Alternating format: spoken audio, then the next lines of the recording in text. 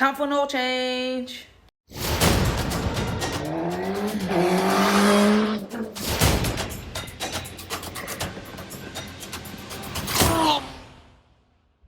What's up, guys? I'm the voice behind the helmet, and it's time to do an oil change on this baby right here. Things to note is that you'll need 3 quarts of oil. I use Mobil 1 4T racing oil in this case. Apparently these bikes only take 2.5 quarts, so that'll leave me with half a quart and a little bit extra to use in case I actually need it. Another thing is you'll need a drip pan. I'm gonna lay that out up under here soon after I get done with this. And then you'll also need a 12mm socket wrench and an oil filter. A lot of people say stay away from K&N. I would say I agree due to the recalls and how like damaged they've become. However, that's all I could get my hands on, so I guess I can't really say that owners or users preference, so just keep that in mind.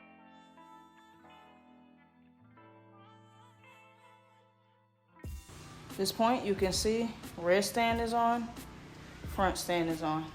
The good thing about this R3 is that you don't necessarily need to remove this fairing piece right here.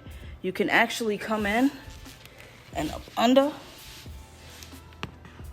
and your nuts right here, and then your filters right here. I got this very convenient 23 quart oil drain pan from Walmart for like 12 bucks. So go get you one if you haven't already. All right, so we're gonna go ahead, attach that 12mm socket up on there. And I already broke mine. It wasn't super bad, but once it's off, you could go ahead and start turning. As you can see, I already got some play in there. And when you get enough room, you should be able to, sorry if I'm moving too much, y'all, to hand turn that.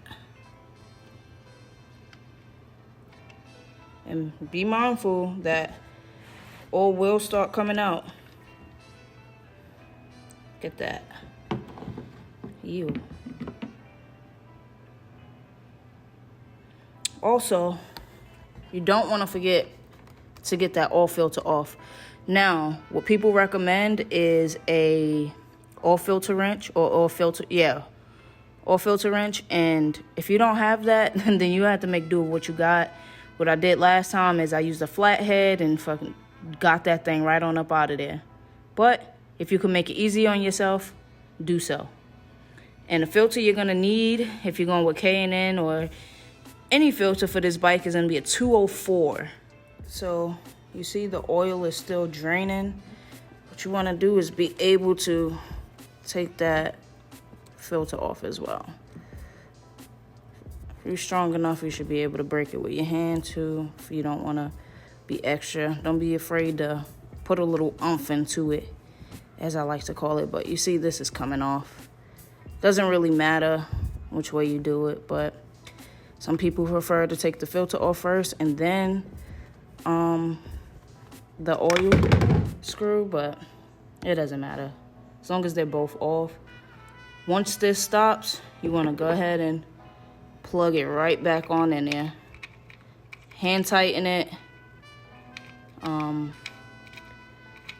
Well, you ain't even got to hand tighten it. Give it a, go ahead and put this back on, cinch it down, and then be prepared to fill it right back up.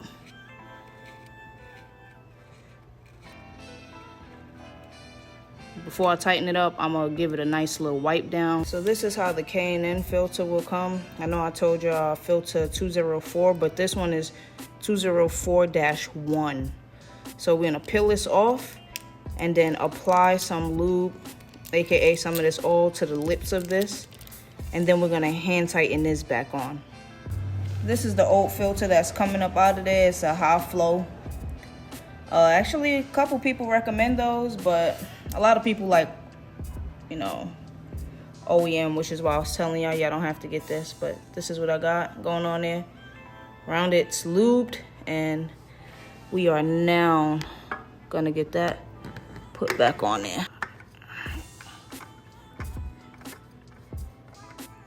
A lot of people like these because it has the socket, and you just put that on there and break it off instead of having to use a whole oil filter wrench.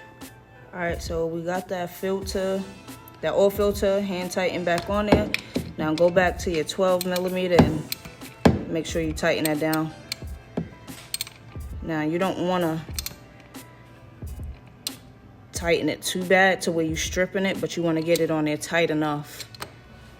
On the right side of the bike, you have your all cap, which is super beneficial because with Cowie didn't have it. So boom. Now all I gotta do is get a funnel and get that new oil up in there. As you can see, the funnel's in there. And what I'm gonna do is start pouring the oil. All right, so I got 2.5 quarts in there. And what I'm about to do now is start the bike up and then check my oil filler tube.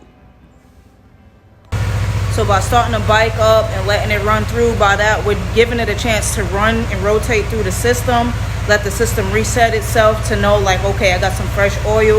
My oil light is still on, but I'm gonna recheck and do all of that good stuff here shortly. I'm gonna reassess, make sure there's no leaks, make sure everything's tightened, and then to make sure I dispose of everything properly. Bring the bike up as if you're sitting on it, right? And if you see a little glass, that second hash mark, I don't know if y'all can see it on here, right there. It should be there. And as you can see, mine is there. So one thing to note is that, as you guys can see, the oil light is still flashing. So what you want to do is press the select button until you get to, it's gonna say oil/trip, like that, right? And then once you get here, you're gonna hold the reset button until both start flashing. Once you do this, you wanna hold it for 3 seconds. And it says 0, all light's good, and you should be good to go.